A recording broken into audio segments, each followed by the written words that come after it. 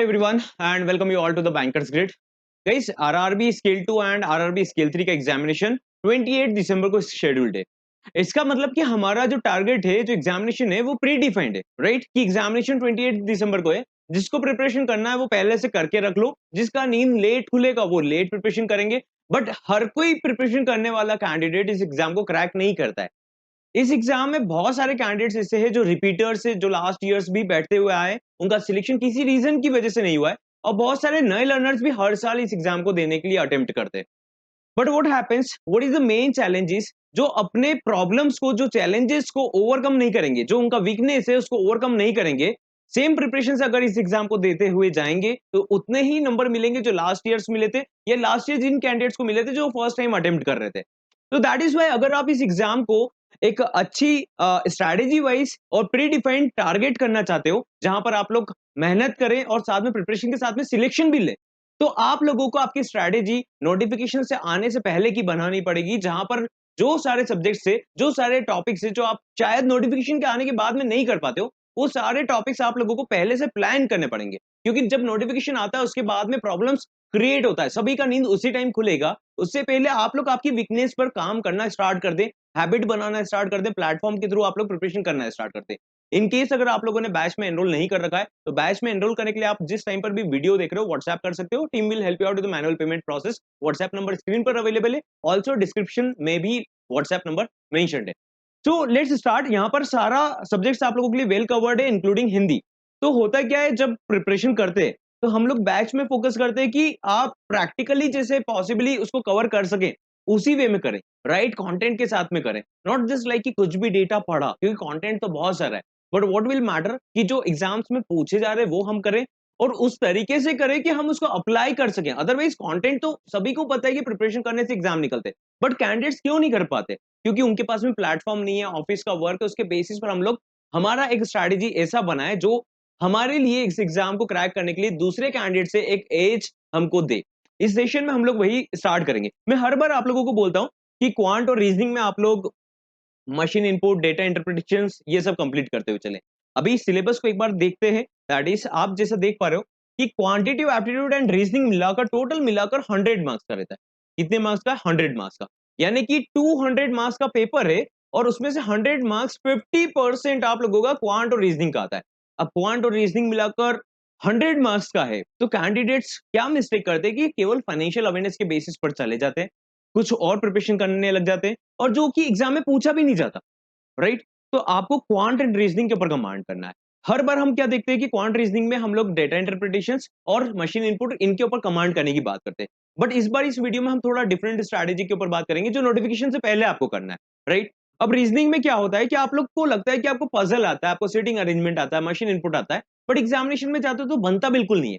क्यों नहीं बनता है? क्योंकि आपको लगता है कि आपको आता है, आपको कॉन्सेप्ट आपने लर्न कर लिया एक पर्टिकुलर क्वेश्चन का, बट उसका प्रैक्टिस नहीं करा, उसके ऊपर कमांड नहीं करा, दिन रात आपने उसके बारे में सोचा नहीं। जब आप उस क्वेश्चन को सॉल्व करते हो, एक पजल है, एक गेम है, अगर आप उसकी कंडीशंस के बारे में थोड़ा बहुत भी अपना स्ट्रैटेजी नहीं लगा रहे हो, सोच नहीं रहे हो उसके बारे में, जस्ट पेपर देख रहे हो, तो उससे कभी भी प्रिपरेशन नहीं होगा। तो ये राइट टाइम है कि हम रीजनिंग में, पर्टिकुलरली हमारे रीजनिंग के सब्जेक्ट में, हम लोग सिटिंग अरेंजमेंट और रीजनिंग में पजल से स्टार्ट करें और मशीन इनपुट से स्टार्ट करें। ये वही टॉपिक्स है जो कैंडिडेट्स एंड टाइम पर छोड़कर जाते हैं, और हम लोग इसको हमारा स्ट्रेंथ बनाए। दैट इज वाई आप लोगों को इस टॉपिक को नोटिफिकेशन आ जाएगा अगस्त एंड या सितंबर स्टार्टिंग में आ जाएगा, बट एक महीने का टाइम है, तो उसको यूटिलाइज करना है अगर आप इस एग्जाम को टारगेट कर रहे हो। अदरवाइज बहुत सारे कैंडिडेट्स, नोटिफिकेशन आता है, फॉर्म फिलअप करते, एग्जाम देकर आते, दैट्स इट, उनका कहानी वहीं पर खत्म होता है। लेकिन अगर आप डेडिकेटेड हो तो आप लोगों को इस तरीके से प्रिपरेशन करना चाहिए कि नोटिफिकेशन आ रहा है, हमारे पास में 4 वीक भी बच रहा है, 3 वीक भी बच रहा है, तो दूसरे कैंडिडेट जब जागेंगे उससे पहले हम लोग पजल्स के ऊपर कमांड करना स्टार्ट करते हैं। ये नहीं बोल रहा हूं कि एक महीने में आप पजल के ऊपर कमांड कर लेंगे, बट क्लासेस में भी आप लोगों के साथ में सर ऑलरेडी इस टॉपिक को कवर कर रहे हैं, रिकॉर्डेड में भी कवर्ड है। तो आप लोगों को क्या करना है कि क्लास में एटलीस्ट अटेंशन देना है कि क्लास में क्वेश्चन सॉल्व हो रहा है तो एटलीस्ट उसको सॉल्व करें। क्लास कंप्लीट हो गया, उसका पीडीएफ जो अटैच रहता है उससे वापस लगाकर देखें।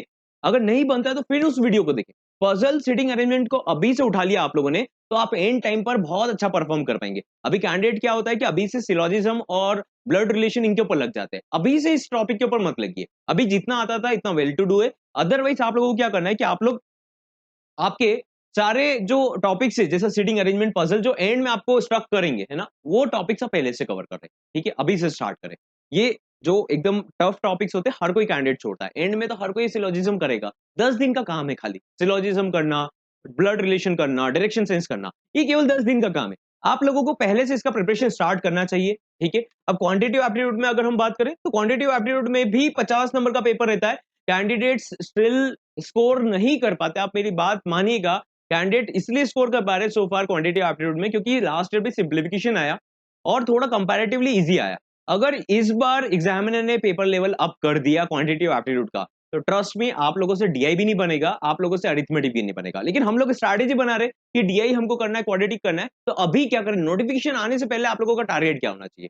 नोटिफिकेशन आए उससे पहले आपको अरिथमेटिक के टॉपिक, अरिथमेटिक के टॉपिक में आपको कभी नहीं बोलता हूं, बट अभी इसलिए बोल रहा हूं क्योंकि नोटिफिकेशन के बाद तो सब कुछ मैटर करेगा। 10 दिन में क्या करना है, लास्ट 15 डेज में क्या करना है। अभी हमारे पास टाइम है, 4 महीने का टाइम है, 5 महीने का टाइम है। तो आप लोगों को अरिथमेटिक के एक टॉपिक अगर 4 दिन 5 दिन भी लेता है, 5 दिन तक करिए। 5 दिन के बाद में आराम से 4 टॉपिक आप जब तक नोटिफिकेशन आएगा उससे पहले 4 टॉपिक का ऑनेस्ट होकर अपना स्ट्रैटेजी बना लो। ऑनेस्ट होकर रिकॉर्डेड में सेशंस अवेलेबल है ऑलरेडी सर, अगस्त में आप लोगों का वही प्लान करेंगे कि अरिथमेटिक के टॉपिक्स कवर हो जाए, जिसको आप बाद में प्रैक्टिस कर करके और अपना अच्छा रिवीजन कर सके, अच्छा लर्निंग कर सके। कि क्वेश्चन देखो, आपको सोचना ना पड़े एग्जाम में। एक फंडामेंटल याद रखना, अगर एग्जाम में पजल हो गया, आपका अरिथमेटिक हो गया या क्वांट हो गया, अगर आप जैसे क्वेश्चन देखते हो और आपको सोचना पड़ता है, इट मीन्स वो क्वेश्चन आपके लिए नहीं है, वो क्वेश्चन टाइम कंज्यूमिंग है या फिर आपका प्रैक्टिस नहीं है। अगर आप क्वेश्चन देखते हो, आप समझ चुके हो लैंग्वेज को एग्जामिनर की कि ये लैंग्वेज के क्वेश्चन आते हैं, सेम मॉक टेस्ट में भी आप लोगों के लिए अवेलेबल रहेंगे। तो आप लोगों को क्या करना है, जितना ज्यादा हो सकता है अरिथमेटिक के टॉपिक जैसे कि profit loss, speed time, age ratio, percentage, इनके क्वेश्चंस लगा लीजिए। 3 4 दिन 5 दिन का एक टॉपिक रखिए खुद से। टॉप कंटेंट ऑलरेडी आप लोगों के लिए अवेलेबल है, तो आप खुद से कुछ टॉपिक्स रखिए, लर्निंग करिए। फाइनल फिनिश करने का मत सोचिए कि आज फिनिश करेंगे फिर एग्जाम में उठाकर देखेंगे। कीप ऑन लर्निंग, उसको प्रैक्टिस करते रहिए, ठीक है। उसको प्रैक्टिस करते रहना। अरिथमेटिक का अभी से प्रैक्टिस कर लो। डीआई का भी कमांड रखिएगा, डीआई को छोड़ना मत, क्योंकि डीआई 10 15 20 नंबर तक आता है आपके एग्जाम में।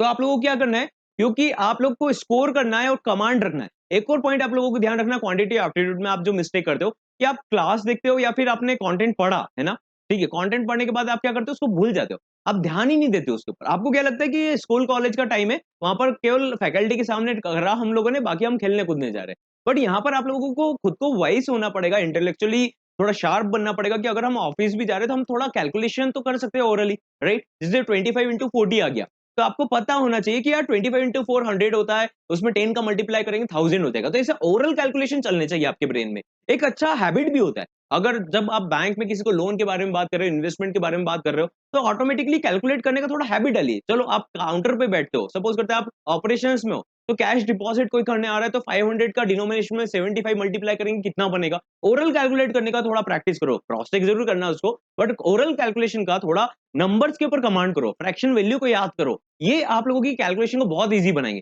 तो थोड़ा टेबल्स याद करो, कैलकुलेशन को सुपर फास्ट और सुपर इजी बनाओ। वो कहां से आएगा, जब आप उसके ऊपर अपना रिटेंशन लेकर आएंगे, अटेंशन ड्रॉप करेंगे उसके ऊपर, ठीक है। जैसे आप सो भी रहे हो, अगर आपने मैथमेटिकली कुछ सोच कर देखा, 275 माइनस 32 करेंगे तो कितना बचेगा, तो ऐसे आपको कैलकुलेट करना है शॉर्ट ट्रिक में।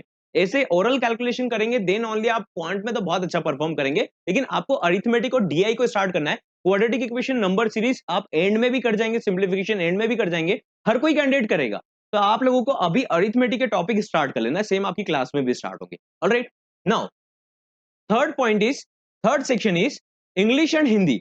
बहुत सारे कैंडिडेट्स ऐसा होता है कि कैंडिडेट्स हिंदी में 40 आउट ऑफ 40 भी लेकर आते, 35 प्लस भी लेकर आते, राइट। लेकिन ये इंग्लिश और हिंदी का सब्जेक्ट कैसा है, इंग्लिश का सब्जेक्ट पर्टिकुलरली ऐसा है कि आप लोग है ना, यूट्यूब पर भी कंटेंट बहुत अवेलेबल है, बट स्टिल आप देखते नहीं हो।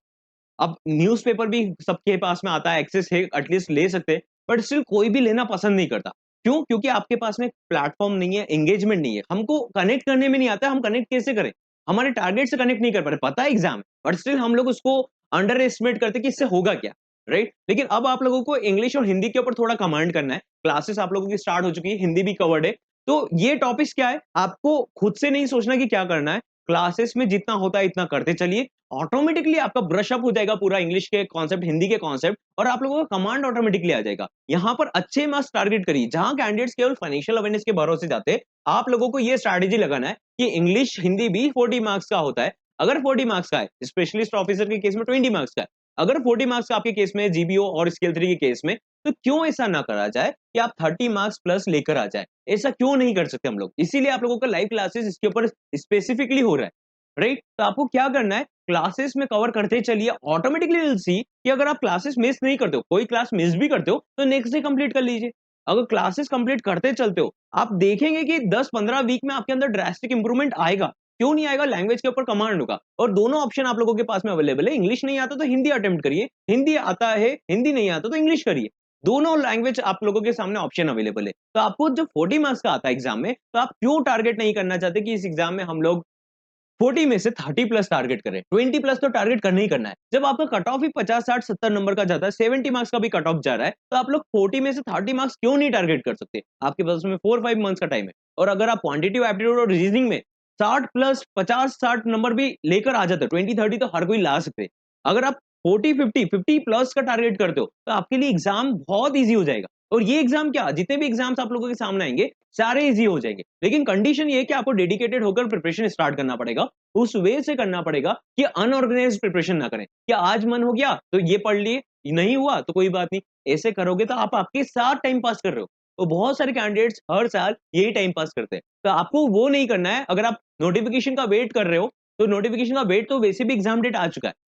तो जनरल क्यूरियोसिटी को सेटिस्फाई नहीं करना है हमको, कि जनरल क्यूरियोसिटी जेसीबी का कुछ काम चल रहा है तो हम देख रहे हैं बस, हमको कुछ लर्निंग नहीं हो रहा।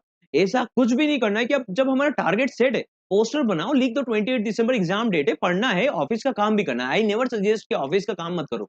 ऑफिस का काम करना है, उसी के बेसिस पर आप एग्जाम दे रहे हो। आई नेवर टेल कि आप ऑफिस को बहुत लाइटली लीजिए। आपका जो रिस्पॉन्सिबिलिटी, जो आपका घर चला रहे है ना, जो सैलरी आ रहा है, उसी के बेसिस पर आपका सब कुछ होता है, तो आपको उसके लिए भी काम करना है। लेकिन उसको सिस्टमैटिक कर सकते हैं डेफिनेटली। हॉलिडेज आता है, बहुत सारे हॉलिडेज आएँगे, आप उनको यूटिलाइज़ करना स्टार्ट करिए। आप देखेंगे कि अगर जैसा वेब सीरीज़ आप देखना स्टार्ट करते हैं, तो वेब सीरीज़ में तो खो जाते हैं, मूवी देखना पसंद कर लेते हैं। लेकिन जब आपकी प्रिपरेशन की बात है, तो थोड़ा राइटिंग करके पढ़िए, थोड़ा नोट्स बनाइए, थोड़ा टारगेट्स लिखिए कि आपको क्या करना है, कितने नंबर लेकर आना है। इंग्लिश, हिंदी में 30 प्लस डूएबल है, क्लासेस देखकर कंटिन्यू करिए। हिंदी ऑलरेडी कवर्ड हो रहा है, हिंदी में अच्छा स्कोर करते हैं कैंडिडेट्स। मैंने बहुत कैंडिडेट्स को देखा है 35 प्लस स्कोर करते हैं हर साल। आप भी कर सकते हो। उसमें करने के लिए आप लोगों को थोड़ा टच में रहना पड़ेगा कि आप थोड़ा-सा प्रिपरेशन कर रहे हो। बाय डिफ़ॉल्ट फैकल्टी के साथ में आप प्रिपेयर करते रहते हो, आपका प्रिपरेशन हो जाता है। अगर आप प्लानिंग करते रहते हो, तो प्लानिंग ही करते रह जाएँगे, राइट? अब फाइनेंशियल अवेयरनेस की बात आती है, तो लास्ट ईयर बहुत बार कैंडिडेट्स यही मिस्टेक करते हैं कि बहुत ज़्यादा डेटा पढ़ने लग जाते हैं। उनको सब कुछ पढ़ना है। 2-4 वर्ड नहीं समझ में आता कि आरबीआई सर्कुलर होता है, ये वर्ड सुन लेते हैं, उसके बाद उसी के पीछे लग जाते हैं। आपको अच्छे से पेपर अटेम्प्ट करना है, तो आप कम से कम चाहे 5 नंबर लेकर आओ, लेकिन इस 5 नंबर को आप सॉलिड तरीके से प्रिपेयर तो करो। यहाँ पे सबसे बड़ा चैलेंज क्या आता है? सबसे बड़ा चैलेंज आता है कि आप डेटा रिटेंशन नहीं कर सकते, समझ सब सकते हो। आपको बहुत सारी क्लासेस मिल जाएगी, हमारी भी क्लासेस मिल जाएगी, बट आप डेटा रिटेंशन कैसे करेंगे? दैट इज़ व्हाई हम लोग इंटरनली आप लोगों को थोड़े शॉर्ट वीडियो और ऑर्गेनाइज्ड फॉर्म में दे रहे हैं, कि जो रिपीटेड आ रहे एग्जाम में, उसको फिल्टर आउट करके आपको दे रहे हैं। जैसे आपको एक वीडियो मिला, अब और वीडियोस आने वाले, कि आप नोटिफिकेशन से पहले अपने कोर टॉपिक्स को कवर कर लें। अभी आप लोगों को सजेस्टेड नहीं है कि करंट फाइनेंशियल न्यूज़ अभी से पढ़ कर रखें। आपका एग्ज़ाम दिसंबर में है, वो भी एंड में। तो आपके लिए अक्टूबर, नवंबर, दिसंबर 3 महीना मोर देन सफिशिएंट रहेगा करंट फाइनेंशियल न्यूज़ के ऊपर। अब स्टैटिक जो पोर्शन आता है, गवर्नमेंट स्कीम्स आता है, आरबीआई मास्टर डायरेक्शंस आते हैं, पीआईबी नोटिफिकेशन वाले डेटा रहते हैं, ये थोड़े-थोड़े हम लोग पहले से कवर करेंगे। बट मेजर पोर्शन आप लोगों को लास्ट 3-4 मंथ्स का करना है। अभी से आप करने लग जाएँगे, तो क्या होगा, ये डेटा जब आपका नोटिफिकेशन आउट होगा, ये पुराना डेटा आप करेंगे, और ये नया डेटा आते ही जाएगा, नया डेटा भी छूटेगा, और पुराना डेटा भी आप रिवाइज़ नहीं कर पाएँगे। ऐसा काम बिल्कुल मत करना कि बहुत ज़्यादा डेटा पाइल अप कर रहे हो। वीडियोज़ आप लोगों के लिए बहुत ऑर्गनाइज़्ड बन रहे हैं, और टू द एग्ज़ाम कंटेंट है। आप खुद देखेंगे तो आपको समझ में आ जाएगा कि यस, ये एग्ज़ाम में पूछे जाते हैं। राइट? और उसको शॉर्ट में, कि आप लोग लाइव सेशंस ये सब 1-1 घंटे का, डेढ़-डेढ़ घंटे का नहीं देख सकते, और देखोगे तो बाद में भूल जाओगे। आज आपने एक टॉपिक पढ़ा, अगर आपको उसके ऊपर रिटेंशन नहीं है, आप नोट्स नहीं बनाते, आप उसको पढ़ते नहीं हो, तो आप एग्जाम टाइम पर कैसे इसको याद कर लोगे, डे 1 पर क्या चैप्टर कवर हुआ था। तो उसको लॉजिकल सोच कर देखिए कि हम लोगों को क्या करना है, पहले से डेटा पाइल अप नहीं करना है। जो अभी करंट फाइनेंशियल न्यूज़ चल रहा है उसको न्यूज़पेपर पढ़ने का आदत डालिए, बट अभी से याद करना चालू मत करो। याद कब से करेंगे, सितंबर, अक्टूबर, नवंबर और दिसंबर, बहुत मोर देन सफिशिएंट है। उसके अलावा कुछ पॉइंट्स जो आप लोगों को इंटरनली कवर हो चुके गवर्नमेंट स्कीम से, ये सब उनको रिवाइज करना स्टार्ट करिए। और शॉर्ट कंटेंट आप लोगों के लिए डिलीवर हो रहे और उसके साथ में क्विज भी आने वाले। अब क्या होगा कि आपका वीकली रिवीजन हो जाए, उसके लिए क्विज भी आएंगे लेटर ऑन। एटलीस्ट आप लोग शॉर्ट सेशंस में 15-20 सेशन भी आप देख लेते हो, बहुत शॉर्ट टाइम के रहेंगे। 15-20 सेशन में आपके कोर कॉन्सेप्ट कवर हो सके, जो रिपीटेड क्वेश्चंस आते हैं। एटलीस्ट आपका फाउंडेशन स्ट्रांग हो जाए कि आप नो मैटर व्हाट एग्जामिनर ने कितना भी पेपर डिफिकल्ट बनाया, आप 5-10 नंबर के लिए स्ट्रगल ना करें, है ना? बाकी उसकी जगह आपको टाइम देना है क्वांट रीजनिंग के ऊपर, और उसके बाद में आपको टाइम देना है इंग्लिश और हिंदी के ऊपर, राइट? तो ये स्ट्रैटेजी, बहुत सारे डेटास आते हैं आरबीआई मास्टर डायरेक्शन से, मैं आपको लिटरली बोल रहा हूँ। और जो ट्यूटर्स भी रहते हैं ना, वो आप लोगों को पूरा घुमा के चले जाते हैं। आपको ये डेटा भी दे देंगे, वो डेटा भी बता देंगे, वो डेटा भी बता देंगे, वो डेटा भी बता देंगे। बट वो इज़ इट रियली कंज्यूमेबल? आप उसको कंज़्यूम कर सकते हो क्या? याद कर सकते हो क्या? नहीं पॉसिबल है। आज एक रिपोर्ट आ गया, आप उसको पढ़कर याद रख लेंगे क्या रिपोर्ट को? पॉसिबल नहीं है। उस वे में प्रिपेयर करिए जो आप रिटेंशन कर सकते हो। अभी आप कुछ डेटास, हम कुछ रिपोर्ट्स इन सबको टारगेट करने वाले, तो आप पहले से नोटिफिकेशन से पहले कर लेंगे। So what I mean to say, notification आने से पहले आपको क्या करना चाहिए, जो गवर्नमेंट स्कीम्स हमने इंटरनली कवर करा और जो शॉर्ट सेशंस आप लोगों के लिए जनरेट हो रहे, उनको गो थ्रू करो और न्यूज़पेपर पढ़ने का एक हैबिट बना लो, दैट्स इट। उसके अलावा जैसे ही आप लोगों के नए डेटास आएँगे, उनके ऊपर फुल फ्लेज्ड डालने के लिए आपके पास में टाइम होना चाहिए और ब्रेन भी खाली होना चाहिए। इतना डेटा पहले से कवर कर लोगे, बाद का डेटा छोड़ दोगे जो कि इंपॉर्टेंट होने वाला है, राइट? तो इसी तरीके से आप लोगों को अप्रोच करना है कि financial awareness is not equal to your selection.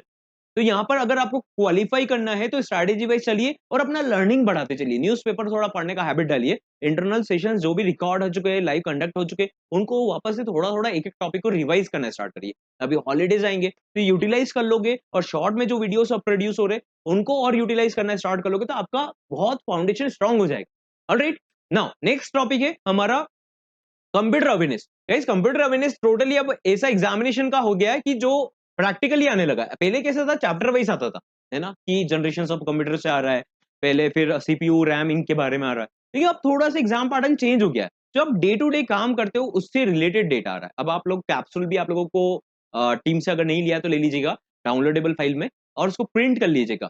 बाकी ई बुक आप लोगों के लिए अवेलेबल है और सेशंस भी आएंगे। लेकिन आपको उसके बीच में क्या काम करना है, नोटिफिकेशन आए उससे पहले क्या काम करना है, ई बुक से और कैप्सूल से एटलीस्ट आप लोगों को 2-3 टॉपिक तो स्टार्ट कर लेना। जैसे कि टोपोलॉजी हो गया, नेटवर्किंग हो गया, डीबीएमएस हो गया। कोई 3-4 टॉपिक तो ऐसे करना स्टार्ट कर लो कि जो नोटिफिकेशन आए उससे पहले 2 टॉपिक भी कवर कर लिया आप लोगों ने। 1 वीक का 1 टॉपिक भी ऐसा पढ़ लिया, पढ़ने का बोल रहा हूँ, है ना? रिविजन तो फाइनल लास्ट में करेंगे हम लोग, है ना? हम लोग क्लास में इंटरनली भी करेंगे उसको। बट आप लोगों को क्या करना है कि प्रैक्टिकल एप्लीकेशन के ऊपर ध्यान देना है। जैसे कि आप शॉर्टकट कीज़ देख सकते हो, एक्सेल ओपन कर सकते हो, है ना? आपको कोई टाइपिंग तो नहीं सिखाएगा, या आपको खुद को सीखना पड़ेगा। तो माइक्रोसॉफ्ट के बारे में पढ़ना स्टार्ट कर दिया कि 15-20 दिन आराम से फ्री टाइम में माइक्रोसॉफ्ट के बारे में देखेंगे।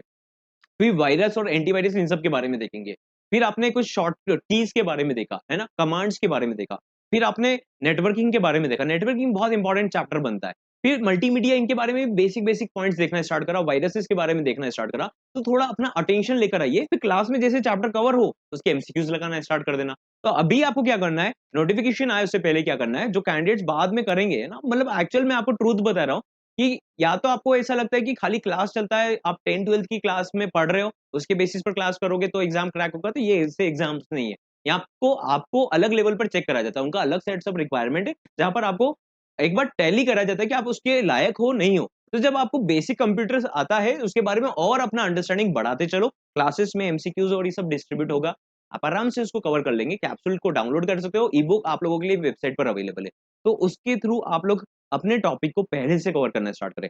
और क्या करना है आप लोगों को, थोड़ा अपना लर्निंग बढ़ाइए, थोड़ा शॉर्टकट कीज़ के बारे में देखिए, थोड़ा जैसे पिवट टेबल कैसे लगता है ना? वी-लुकअप कैसे लगता है, एक्सेल में कैसे लगता है, पावर पॉइंट में कितने नंबर ऑफ पहले आते हैं डेटा हमारे पास में, है ना? मैक्सिमम कितने रोज़ और कॉलम बन सकते हैं, सेल कितने रहते हैं, ये सब डेटा थोड़ा पढ़ना स्टार्ट करिए। थोड़ा-थोड़ा पढ़ोगे ना, तो ट्रस्ट मी ये एकदम से आपको एक हाइप नहीं रहेगा, एकदम से प्रेशर डेवलप नहीं होगा कि आपको अब एग्ज़ाम क्रैक करने के लिए करना पड़ेगा। हम प्रेशर भी लेते हैं, मुझे बुरा इस बात का लगता है कि बहुत सारे कैंडिडेट्स प्रेशर बहुत लेते हैं।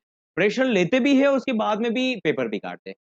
तो या तो प्रेशर मत लो, एग्जाम को लाइटली लो। जब सिलेक्शन सीरियसली नहीं करवाना है, तो सीरियसली करवाना है तो टू डू थिंग्स को खुद से थोड़ा रिस्पॉन्सिबली हैंडल करना सीखो। अगर रिस्पॉन्सिबली हैंडल नहीं कर सकते, सबसे पहले अपने आप को ऑर्गेनाइज करिए कि हम मैथ्स का कैलकुलेशन ओरली भी कर रहे हैं, थोड़ा बहुत ओरली कैसे कर रहे हैं, क्लासेस ये सब ठीक है, प्रिपरेशन भी ठीक है, एग्जामिनेशन आएगा वो भी ठीक है, लेकिन आप जब ऑफिस में रहते हो, कहीं ड्राइविंग करो, तो थोड़ा बहुत अपना एक हैबिट तो डेवलप करना पड़ेगा कि एक हैबिट हो, हमारा एक्टिविटी हो जहां पर हम थोड़ा सा इंटरेस्ट लेते हैं, पजल सॉल्व करने में इंटरेस्ट लेते हैं, राइट? पजल्स क्लास में सॉल्व कर रहे हैं, तो ये इंटरेस्ट नहीं लोगे तो कैसे आप लोग आगे जाकर ग्रूम अप होंगे फॉर द अपॉर्चुनिटी जो आप आरआरबी को टारगेट करना चाहते हो? उसके लिए आपको बेस्ट देना पड़ेगा और बेस्ट देकर ही सिलेक्शन लीजिए। ऑलराइट, सो मिलते हैं हम लोग नेक्स्ट सेशन में। टिल देन आप लोगों ने अगर प्रिपरेशन स्टार्ट नहीं करा, this is the very high time कि नोटिफिकेशन आने से पहले जाग जाना चाहिए हम लोगों को, और जाग चुके हैं तो भी हमको ऑर्गेनाइज करना चाहिए। एक रातों रात कुछ भी चीज नहीं होगा, लेकिन आप लोग उसको कम से कम हैबिट में ला सकते हो। डे बाय डे थोड़ा थोड़ा हैबिट लाएंगे तो इट विल चेंज, आपका प्रिपरेशन स्ट्रैटेजी पर आएगा एंड डेफिनेटली आप एग्जाम क्रैक करेंगे। ठीक है, अब हम मिलते हैं नेक्स्ट सेशन में। टिल देन कुछ क्वेरीज होता है आप कमेंट कर सकते हो, व्हाट्सएप करके बैच में एनरोल कर सकते हो। बैच में एनरोल्ड हो तो क्लासेस को कंटिन्यू करना, फाइनेंशियल अवेयरनेस के शॉर्ट सेशंस आएंगे, उनको फॉलो करना, फाउंडेशन बनेगा। जैसे ही हमारा नए मंथ्स का डेटा स्टार्ट होगा, आप लोगों को प्रिपेयर्ड रहना है कि यस अब हम लोगों को थोड़ा रेस में आगे चलना है। ऑलराइट, मिलते हैं नेक्स्ट सेशन में।